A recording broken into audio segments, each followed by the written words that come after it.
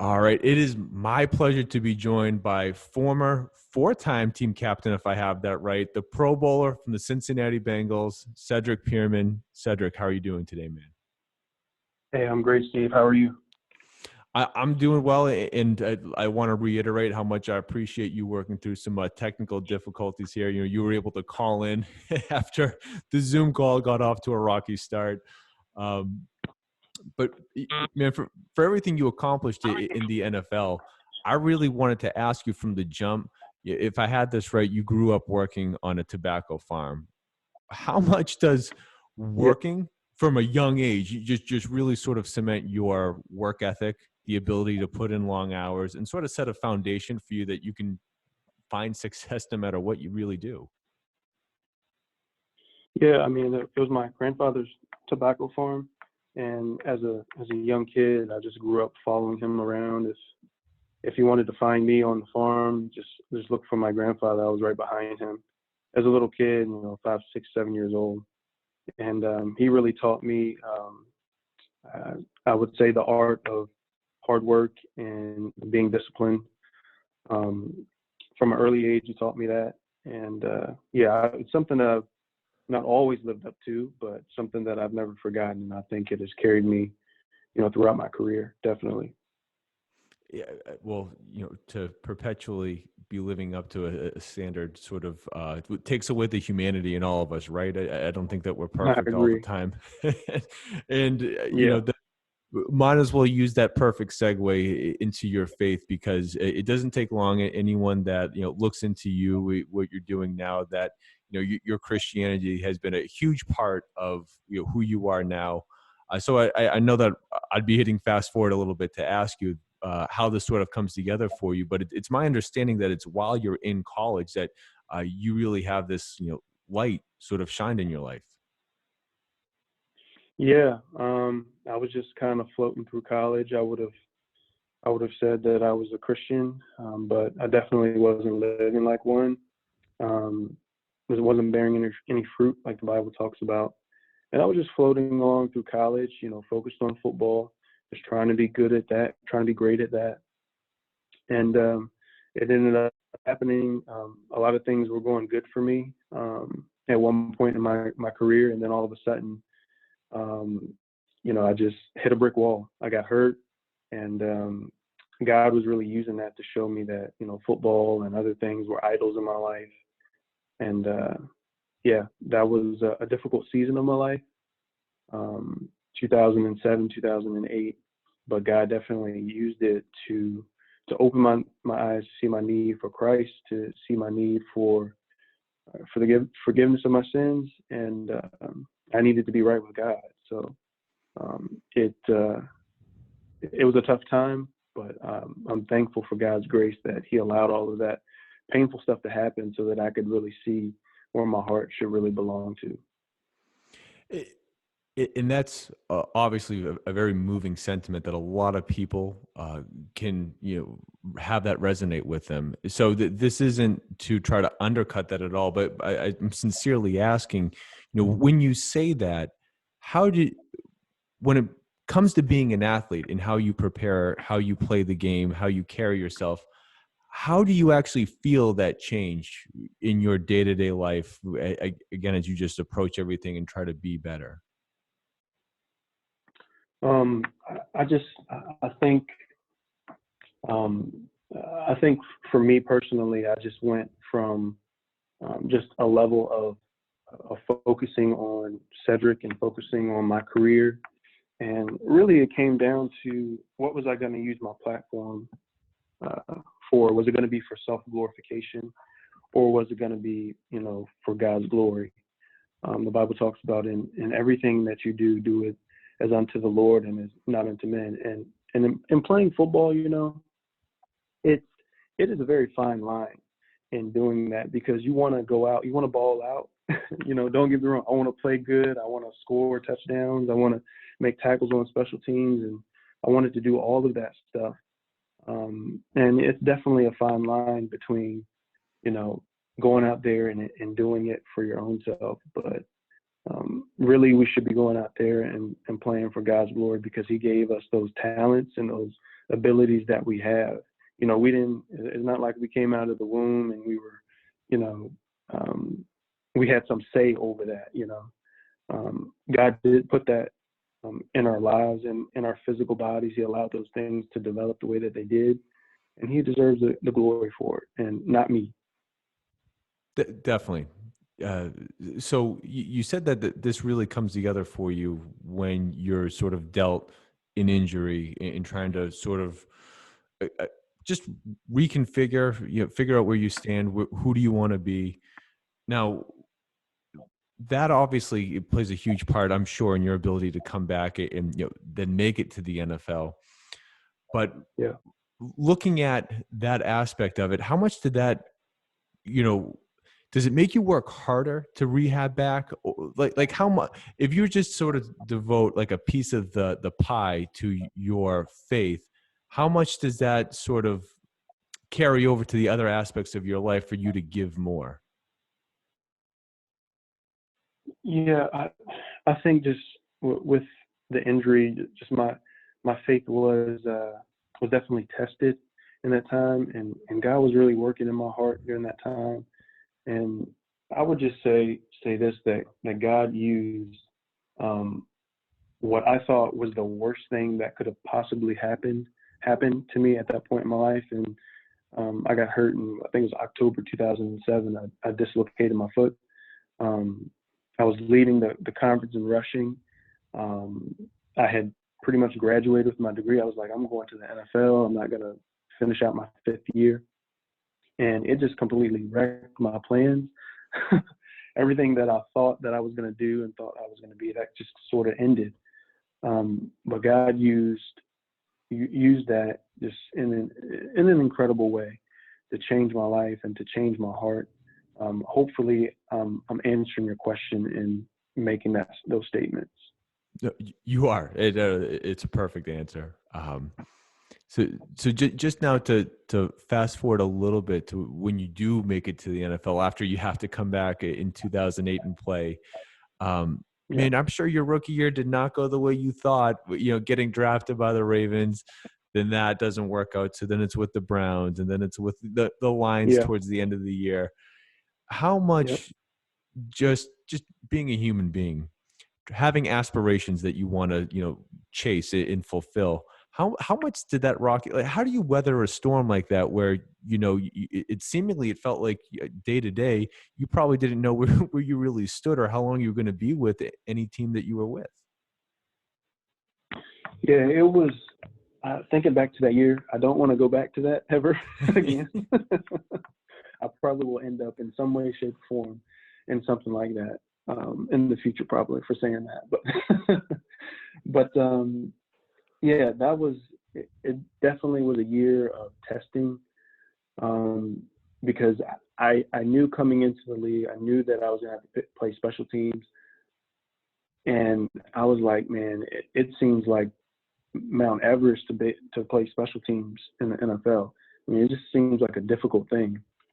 And I wasn't sure if I was going to be able to hang around on the team long enough to be able to, learn how to play. I knew that if I could just stick with the team, find a niche, find a role that I could make it.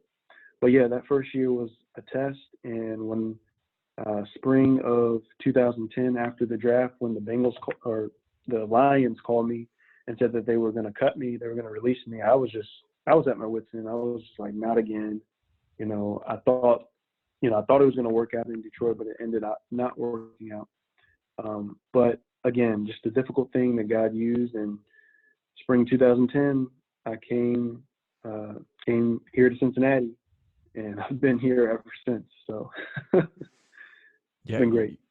Kicks off an 8-year run, obviously where the bulk of your NFL career takes place, the vast majority. So you get a chance to be there. And again, it really starts to come together for you. Since you get the chance, like you said, to finally stick around a little bit, find that niche. When you think back to the early days there, Cedric Benson, of course, is the lead running back. I'm sure as much as you're like, okay, special teams has to be my thing, you also want to be the best running back you could be. did Cedric, was there anything in particular, him being the starter, that you try to take things from his game or learn from him? Or maybe would you credit your ability to stick with Cincy to another coach or another player? Well, yeah, Ced was a great teammate.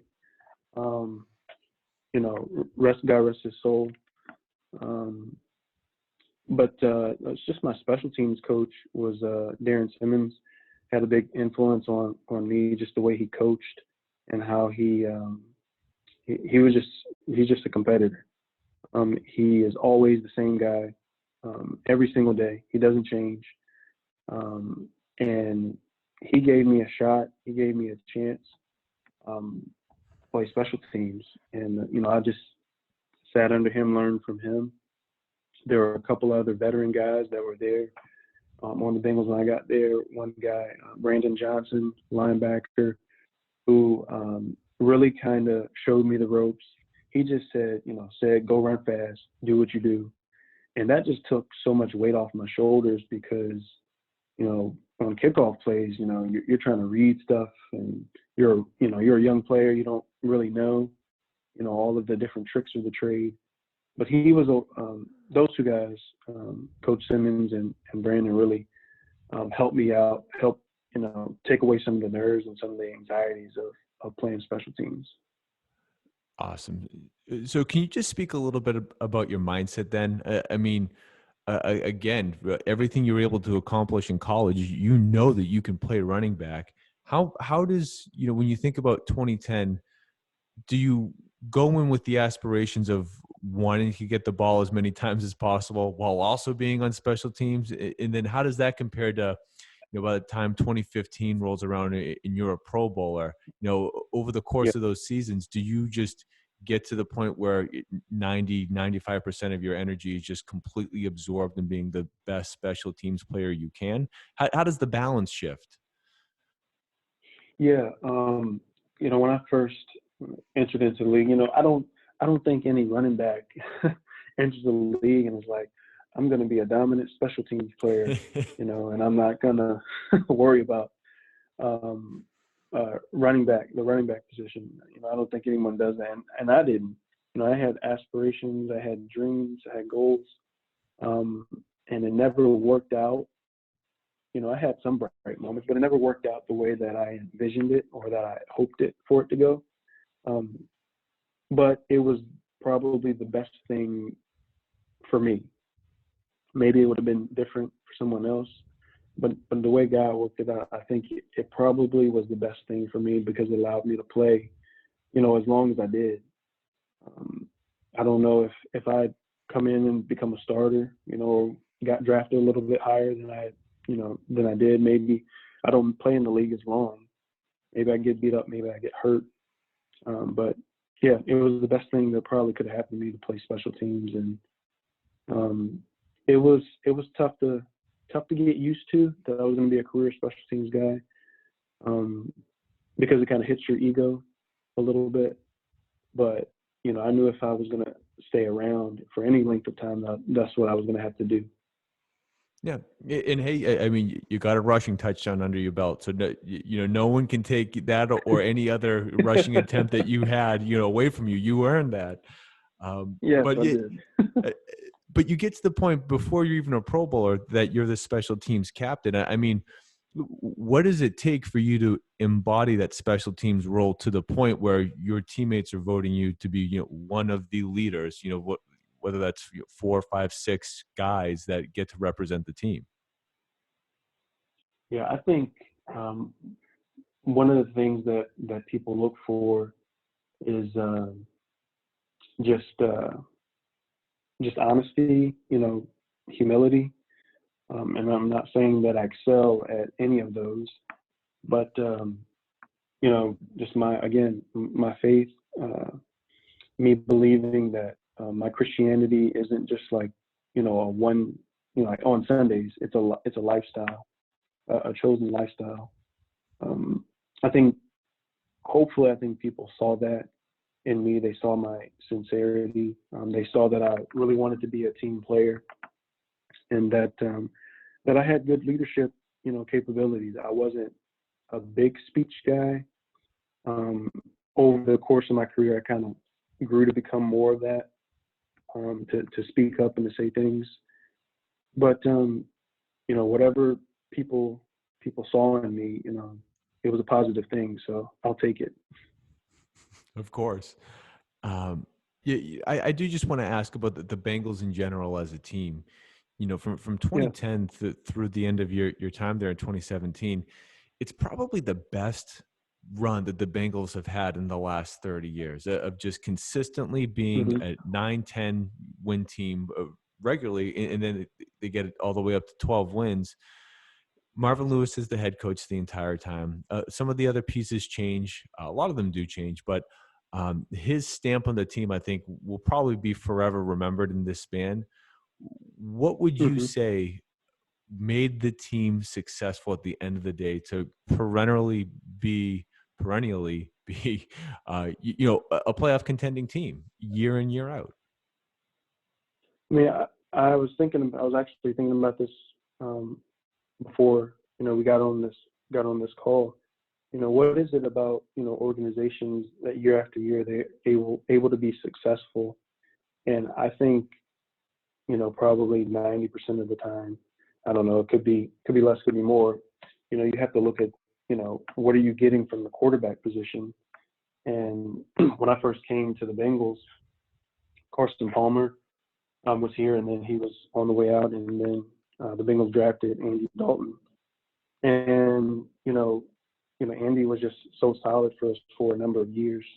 I think that's at least one key cog in that trajectory that we went on, and that I guess sustained competitive advantage we had a little bit, I guess, of success. Yeah, I would just look at that, and then I would just look at the veteran players that we had on the team. We had Domatal Peko, we had Andrew Whitworth. Those were two solid leaders on the team. And yeah, when you have that combination, quarterback play, solid leaders on the team who have been around, I think it's a recipe for some success. Definitely. So at the end of the day, is there anything in particular about Marvin Lewis and his style that you were able to take anything from maybe and put that into part of your life? What was it about his leadership style that was able to see that type of success, blossom for the time that it did? Yeah, I think Coach Lewis was just very even keel. He was never too down or never too up. He was just sort of just very balanced in his coaching, I felt like. And I think that really helped because every team has its different personalities, has a different characters. That's what makes a team. The good thing about teams, you bring all of these different folks from different places, different attitudes, different characteristics in, and it takes a good coach to be able to manage all of that. So I think Coach Lewis did a great job of that. Got it. Well, man, 2016, you have the elbow injury. 2017, of course, the shoulder injury, which really derailed your entire year.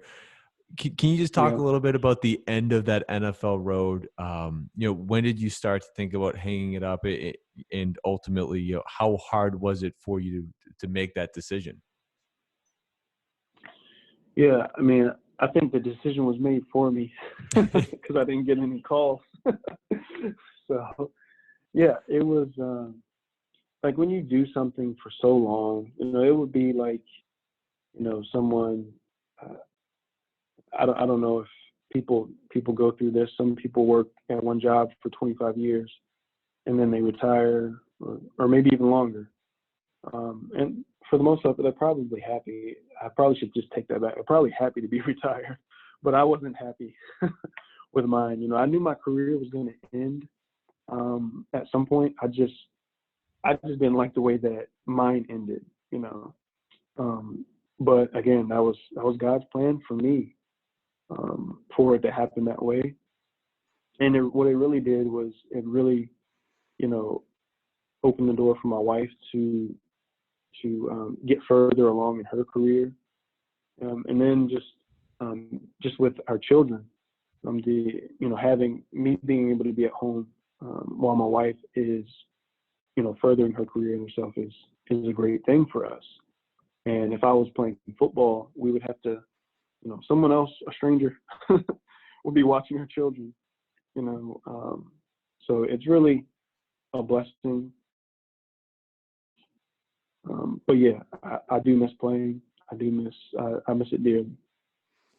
Yeah, of course. I mean, that's only natural. But it's been a couple years Yeah. since then, and of course, as you had told me before we jumped on here, you've now had your fourth child, so that's a growing family. I mean, I'm sure Yes. COVID's been tough with your hands full with all these kids, but how? Just in the last couple of years, how has it been transitioning to life after football, being a full-time dad, and of course, also being a high school football coach? Yeah. So it's been tough. It's been tough at times, just feeling like kind of stuck because being here at home with the kids has been great. It's been challenging at the same time. For the past couple of years, my wife has been tremendous. She hasn't always had a rigorous, medical school schedule. It's just within the past, I would say, year or so, it's gotten a little bit more rigorous. And then with COVID, kind of put everything on a standstill. So she was here a lot more earlier this year. But yeah, it's been difficult to just try to transition into a career because I can't just I've had opportunities for jobs and different things like that to coach, but it's kind of opportunity cost because the money I would make, coaching or doing something like that would go right to childcare to take care of the children that we have here. So it's kind of like you got to weigh the opportunity cost of that, and I'm just like, it would be better for me to just stay at home for right now. And while I'm here, I'm pursuing an MBA degree at Indiana Kelley School of Business, and got a few rental properties that I manage and oversee. So I have enough to keep me busy. Don't get me wrong. It certainly sounds like it. And if nothing else, it seems as though this moment in time, as you have things that you're working on, maybe you're not pursuing actively that job opportunity that you may think that you want. But I'm sure, as you found with that injury back in college, that, hey, maybe this time really is just preparing you for something else. And I'm sure that as Right. you work through all this, it's going to come together just as it did before. Yeah, you're exactly right. Well, Cedric, thank you for taking the time tonight, man. I really just have one last question for you. Uh, Sure. Given everything that you've been able to accomplish, team captain, Pro Bowler, everything on finding your faith, having a family, what's the best piece of advice that you would give to a young student athlete that is seeking to find anything like that in their own life? I would just say, wherever you find yourself, at the present moment, just be there, learn all you can in that present moment, and just, stay the course. There will be setbacks. There will be things that happen that are unexpected, good and bad. You just have to stay the course. You can't get too down on yourself, and you can't get too high when things are going great. You have to stay balanced in your emotions, and don't make decisions based upon how you feel on that day or in that moment. So I would just say, just have a balanced approach, a balanced mindset, about the circumstances you find yourself in. Like Marvin Lewis, be even keeled. Yeah. Now, Yep. Cedric, it's cedricpeerman.com, cedpeerman30 on Twitter. Is there any place else that you'd like people to find you? No, that's pretty much it. Well, all right. Pretty much it. Beautiful. Well, Cedric, thank you again for taking the time. Oh, thank you for having me, Steve. I really appreciate it.